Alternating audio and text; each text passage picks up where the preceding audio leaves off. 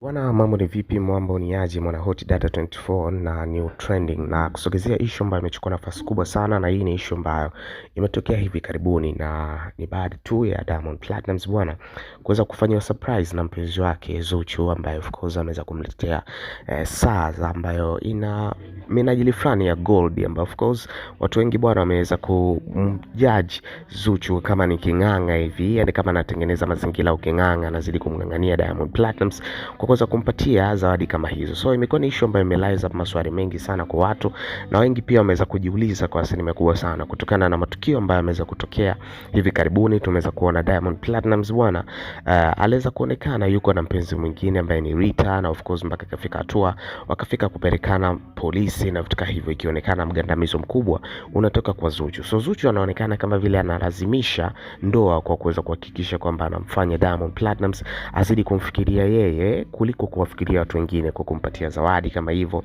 na vitu hizo. So ni issue ambayo imechukua nafasi kubwa sana kwenye mitandao ya kijamii na inazidi kwenda viral kwa asilimia kubwa sana mpaka hivi sasa. So kwa upande wako unaona vipi? Zuchu anatumia nafasi hiyo kuendelea mtengeneza Diamond Platnumz ajaye kwenye mfumo wake au imekaaje? So comment hapo chini, na mwisho siku utaweza kupita na kutengeneza video nyingine mpya ambayo tutakuja na update zaidi kuhusiana na issue hizi ambazo Diamond Platnumz zimezidi kumgusa kabisa direct.